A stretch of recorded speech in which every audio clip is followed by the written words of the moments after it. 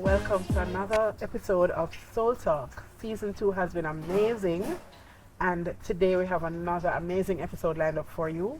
We're here at the beautiful Pages in the Gardens at Hope Botanical Gardens in Kingston, Jamaica, and I have with me the one and only Owen Augustus Ellis. You might know him as Blakka. I know him as Owen. We're excited to have him. Sir, how you do? I'm good. I'm dressed and highly tailored. I don't even know what that means, but okay. Okay. It's so good to have you here. It's good to be here. You did show your face in season 1 of Soul Talk in the middle of the pandemic. Oh, right, yes, I Yeah, did. you and IT came on and we were talking about some things. But we didn't really talk about you. Yeah. So I want you That's a boring topic. Is it? Yeah. Somehow I feel so. Can you tell me some story sometime? Every time you think about it, I have to laugh. So, tell us a little bit about yourself. Who is Owen Ellis? For those persons, everybody in Jamaica know who him is. Yeah. But for those persons watching from further afield who might not know. Who is Owen Ellis? Yes. There can be so many different answers. The boy from Trenchtown. Okay. He's the boy from Trenchtown. Which he says proudly all the time. He's the boy from Trenchtown who did it.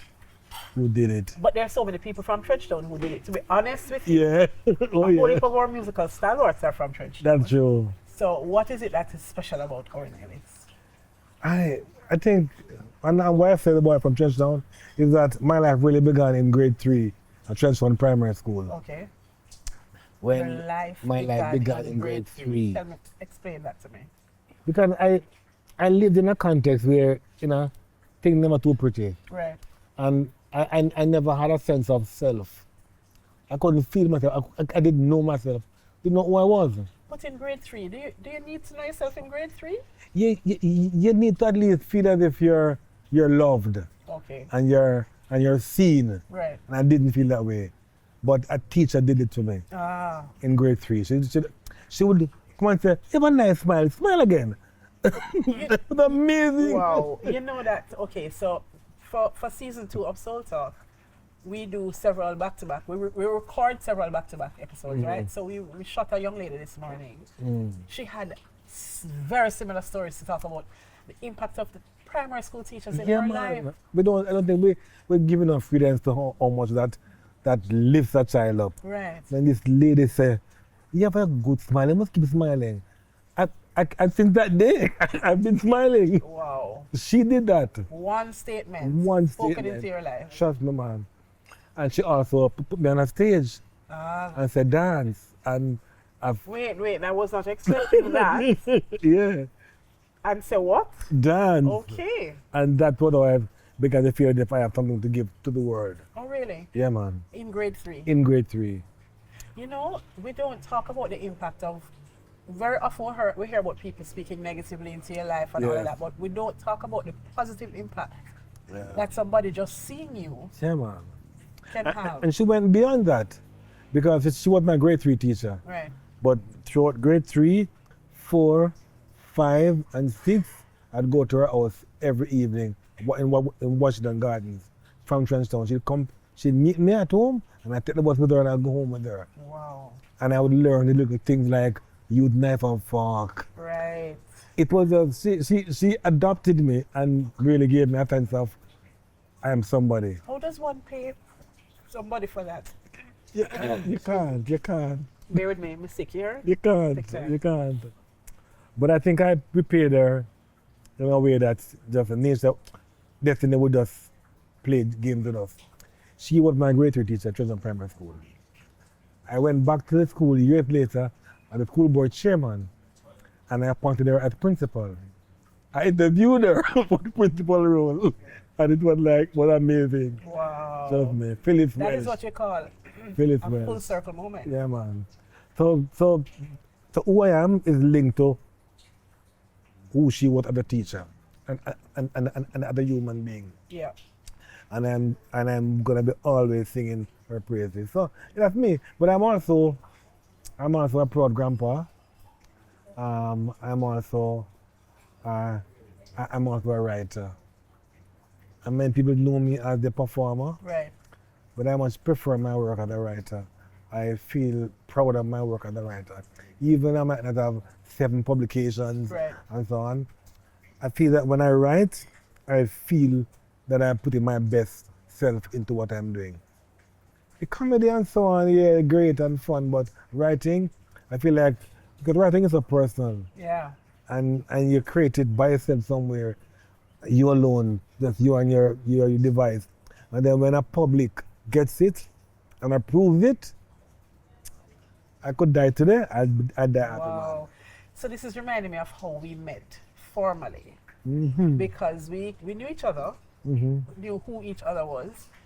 But when I was doing my master's and I messaged you and you said, I'm going to send you my thesis. Your eyes only, but I'm going to send you my thesis. And that was the first kind of personal interaction between us. Yeah. When you sent it to me to kind of help guide me with mine. Yeah. Yeah. That for me is what makes me happy. To have people who have sense read what I've written and it makes sense for them. Right. Make good. People who have sense. All right. So you kind of skipped over the boy from Trenchtown part, Yeah. right? So we're going to talk about the boy from Trenchtown, we're going to talk about grandpa, and we're going to talk about writer. Those are the Okay. things that came out of you. All right. So tell me about the boy from Trenchtown. The boy from Trenchtown was raised by an abusive aunt who, and I say abusive, not in a judgmental way, Right. because she didn't know any better. It was all she knew. It was all the painting that she knew. But she was brutal. And so I was extremely unhappy as a child. But then Common Entrance sent me to Yeah, Excelsior yourself High now, you School. know. Yeah. Common entrance. Common Entrance sent Even me. G set it up. Common Entrance. Entrance Okay. took me outside of Trenchtown. And I discovered all kind of things. I discovered one, that I have a knack for making people laugh. Right. And it was not by saying, I'm going to tell you a joke. It was by simply reenacting my life story Oh, for wow. my classmates. So even at that young age, you're taking something bad And make and it make laugh with Yes. it. Wow. Yes. You know, so the boy from Trenchtown went to high school at Excelsior and found that comedy is a thing. Comedy can make you appear attractive. Comedy can make you get popular. Right. So in a context where the popular guys were the guys who play Manning Cup or run a champs, I was popular because I could make people laugh. And so I had ratings, and that for me also helped me. So you took what was hurtful for you in your life Mm-hmm. and get ratings out of it. Yeah, man. So Take Bad Things Make Laugh manifested itself in a real way in your life. Mm-hmm. So tell me some more about Excelsior. Come on, say a lot to talk about Excelsior, sir. Yeah, it's the best high school in the world. Excelsior, you know what I mean? Excelsior had, and perhaps still have, a very robust performing arts system. We have inter-house dance, song, solo dance, folk song, anything you can mention, we have it at Excelsior, inter-house. So the people who, yeah. So students were able to build a career, choreographing, designing costume. Apparently Excelsior never teach him, say. Turn off your Let me just- phone. So I was able to, and I was a house captain. And you want your house been to enter everything. So I enter solo dance. I enter duet, doing creative dance. I entered folk I song. would pay to see that.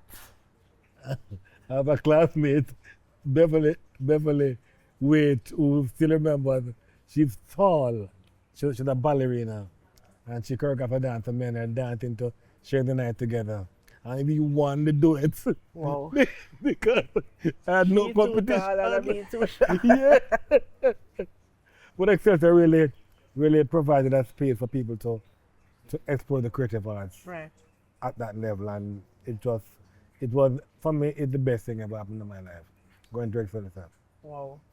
So again, the education system just pouring into. Yes. I was writing cheers for champs. I was writing poetry for the school magazine. I was creating songs, writing plays, and everything that I become, I got a chance to practice it there at Excelsior. Okay, so fast forward to your life now, because I've seen you pouring back into young people. And do you think that the approach that you have towards your students now was as a result of how you were poured into? Yeah, absolutely. It's really trying to pay forward. I remember when I was in high school, I remember one year we did a late rehearsal. I remember my then drama teacher, Anna Forthsmith, white lady, and a Mazda van taking us home to Maxfield Avenue and Trenchtown, late night, she alone. And I was like, she put herself at risk for her students. So as a teacher, I felt like I'm obliged to do that. So what Miss Wells did for me in primary school, and people like Anna Forthsmith did in high school, became part of what I have to model as a teacher. You cannot work in the classroom. Right. You have to care if the students are hungry, if they have good clothes, and you can see those things. You know, Miss Wells bought me a pair of shoes in grade 3. But I was barefooted. So like, come. You were barefooted? Barefooted in grade 3, grade What 1 you and 2 and mean? 3 barefoot. What you mean? You got Explain. food All and right, so we kind of skip over the trench coat thing. Yeah. But is it that there was no means? There was no means until never buying the shoes. And just to Okay, go on there's to a school. difference between not buying the shoes and not having the means. She never had it. She never had it. And just to go on to school still. Wash your foot, oil your foot, coconut oil, and go on to school. Yeah. Wow. And So even in that environment, the value of education. yeah. You have to go to school. You could be hungry, you have to go to school. One khaki pants, you have to go to school. That was Wow. clear. That was very, very clear. Couldn't miss school. So for those things, I can't forget those things. So I have to practice those things in my work as a teacher. Right. Wow. We can't get over the coconut oil. in foot. The man, Mitchell bought me a pair of Tarzan. I'm still in the pair of Big up Tarzan. yourself this well. Yeah, man. That's amazing. So coming out of Trenchtown, we're gonna skip over now. You went to Excelsior, Yeah. but you spoke very proudly about being a grandfather. So let's kind of skip forward. Yeah. You are a grandfather. Yeah. Why does that make you smile so much? I think partly because my eldest grandchild is a girl. And I only had boys. Okay. So finally I have a daughter, a Right. granddaughter. And sometimes she annoys me. But you're very grand though. She calls me every minute of the day. And it's like she wants to tell me everything in her life. And it's a good thing. So I encourage it, you know. But I think I would like to think that I am the person in her life who she can know is a constant. Right. Who, if no, even her parents, she can get down with her parents, grandpa is there. And I think it gives me a sense that I have a value, a purpose, Wow. to be the best person for her. So even having gone through all of your life and all of your accolades, this is what gives you value? Yes. Wow. Yeah. So what does that say about all of the things that you have done in your life? Those things are fickle, you know. If it fame and fortune and earning some money and travel, don't get me wrong, I give thanks for it. Right. I give thanks for the fact that I can travel. And I give thanks for the fact that my work makes me popular and people see me and they go, oh, I see you on TV. I would never discount those things. Right. But the joy, it's not so much joy, the sense of purpose I get from knowing that this human being feels completely secure, loved, safe, and protected because of my presence makes me feel as if I am doing my godly work. Wow. And do you think that is perhaps in part because you didn't have that growing up? Totally. I'm very aware that I never had nothing growing up. Sometimes I overcompensate Right. in trying to give my children and my grandkids what I never had. And if by doing it I mess up, I'm prepared to say, such is life. But I really want to undo all that I went through by doing good for those who I can do good for. Right. Interesting. Interesting. So you spoke about Trenchtown, you spoke about being a grandpa, Mm-hmm. and then Mm-hmm. you're writing. My writing, yeah. Yeah. Because it's so interesting. I know you're a writer, Mm-hmm. but I'm surprised. I think a little bit that for you it supersedes everything else. It supersedes everything because if it when you perform, you get the response by the applause or lack thereof. And it's okay, the audience appreciate the work. Right. But because you're doing it, you very often don't get a chance to appreciate your own work while you're doing it. Right. And we both can agree that you don't like watch yourself on video either. You're like, okay, you want to just bypass it. That's all. But because I was an avid reader, I love reading. Reading is my happy place. As a reader, I know what the written word has done for me. So to be able to do that for somebody else makes me feel a sense of, should I say, power almost. It's a real sense of power Okay. that somebody is gonna take your work and read it. It's gonna affect what they're thinking. That's real power. For me, writing is real power. So there's been a recurring theme in a lot of what you're saying, Impact. Yeah. Impact that somebody's action has on somebody else, Mm-hmm. right? So I know that one of the collaborative works that we've done together has to do with the Blakka Foundation, right? Tell me about the Blakka Foundation. So the Blakka Foundation, so Blakka is Auntie Blakka who raised me, but Blakka is also an acronym for Building Education, Community and the Creative Arts. And through the Blakka Foundation, my brothers and I try to give back to Trenchtown. So Hassan, my brother, is a musician, and he learned to play guitar by himself, by just buying books, finding people and say, show me a card and so on. And we know that music classes are pretty expensive. Right. And only some people get to do that. So we want to give kids the chance to learn music free of cost. Right. Kids in Trenchtown. So right now, through the Blakka Foundation, children in Trenchtown are learning to play drum, guitar, steel pan, keyboard. Wow. And it's small, but it's growing. And we hope to be able to get bigger so that we can offer scholarships. It's really about how we can, from Trenchtown, and just spiral outwards and upwards, try to see how we can use the arts to change lives of people who are underprivileged. Wow. How does that,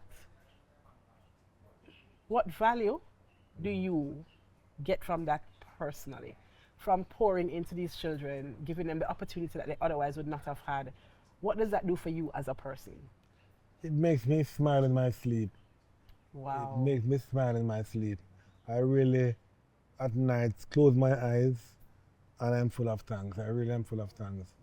I'm full of thanks that I can. It's weird that and people thank you, and you're like, you should be feeling like, oh, I'm thankful that I'm being thanked by people for what I'm doing for them. And it makes me sleep good at night. It make me, I go to bed feeling each day I can reflect and say, okay, I blessed somebody today. And that for me is life and breath. Right. And where does comedy, because we can't talk to you without talking about comedy, right? Where does comedy and acting and where do those things fall into this wider sphere of your life? And acting, I was trained at School of Drama and I do some acting, and I'm not very fond of my acting career, quite frankly. The comedy is interesting. I tell somebody once and they're like, really? I say, I'm not fond of comedy. I'm not fond of performing comedy. And they're like, oh, that word though. Yeah, we have the same question. So, remember, I entered comedy based on just trying to make people, it really and truly just reenacting my own life stories to my classmates, and they're finding it funny. So it was more like a kind of therapy for me. Right. I discovered that I'm good at it, and I've done it, and I can get paid for doing it. But I've never done a comedy show where at the end of it I feel like, yeah, great job. Never. Really? Never. You know, I leave feeling okay. They were laughing. Yeah, I'm good at it, but it's not because I realize that if I come to your house, and a few friends gathered there, keep people who I like, and making everybody laugh. Come like them. Right. They're my friends. When you do comedy shows for a paid audience, You feel artificial. yeah, you know, I feel like them. And sometimes they're not very likable. You know, yeah, the comedian, brother. What be funny, you know? Oh, and I'm like, yeah, come on my face. You know, so it's like a chore, really. Wow. It's like a chore. You know, you get paid and you're good at it, but it's like a chore. It doesn't, the way when I write something, even a one paragraph, prose, or a poem, and I enjoy reading it, because I love read. And then somebody else can read it too, and they like it. That is more joy than any 10,000 people laugh at a joke. There's more joy in that. Because, I don't know, I don't even know why, but it gives me joy because I've created words that I remember writing a song for years ago for Governor Theatre Company called The World is a Word. Mm-hmm. And that notion that the world is a word and a word is a word. And in words, you get into a whole new world. And because as a child in Trenchtown, I would escape my world in the world of books. So when I'm in a place where gunshot a fire, I'm on a rundown man, a war go on, and I have a Mills and Boone, or a Hardy Boy, or a Bob the Twin, I'm into their world. Right. And my world disappear. So if I can do that for somebody by writing, there's great joy and power in that. So Do you think that the fact that, because I don't think you as a comedian, I don't think your story is unique in terms of using comedy to cover pain and bad things. right. Do you think that that is why people perhaps are surprised to hear that a comedian is struggling or that a comedian came from this Yeah. rough background, or even in terms of, Yeah. struggling with depression and so on and so forth? Yeah. Comedians commit suicide. I didn't want to say that, but Yeah. yeah. Yeah. Because comedians live with depression. And people can sometimes have a hard time understanding that. But in the laughter is an escape from your real world. Right. And many comedians are in real life sad people. Yeah. And in making you laugh, I'm trying to make myself laugh too. So it's really an act of defiance of your pain and your hardship in that laughing at it. So we need comedians. Don't about that, we need comedians. You know, but we need healthy people in the world. Really and truly. Wow. So what would you leave as a message with, for whomever might be listening, as it relates to,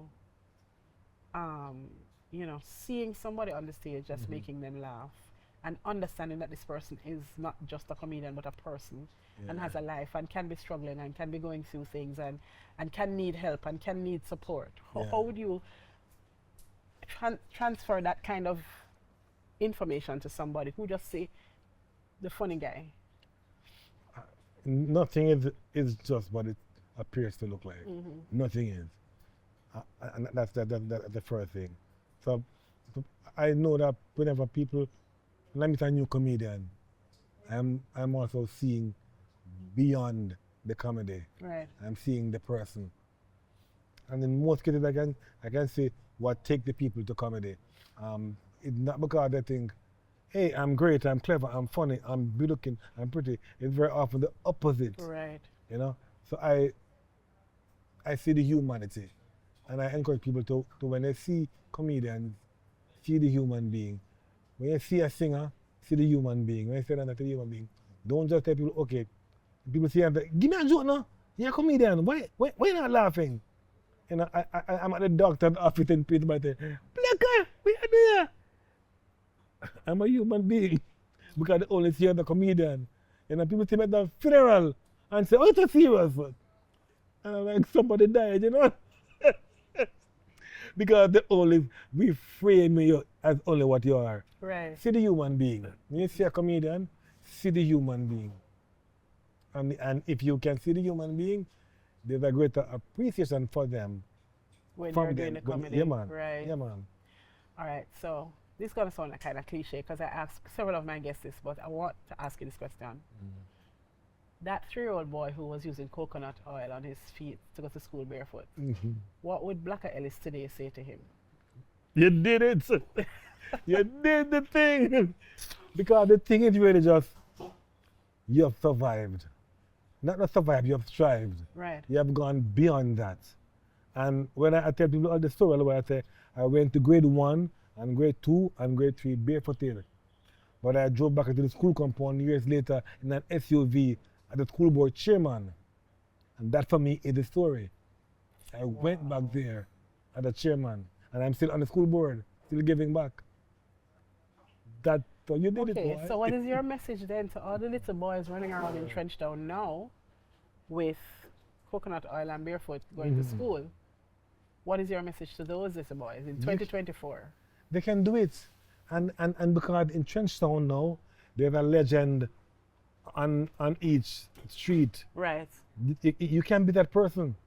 You can be the next Ken Booth or Bob Marley. Every little child when everyone be barefooted, you can be somebody big and important. And that might sound like cliche, but that for me, they have to keep on telling them day in, day out, you can be bigger and better than where you are and who you are.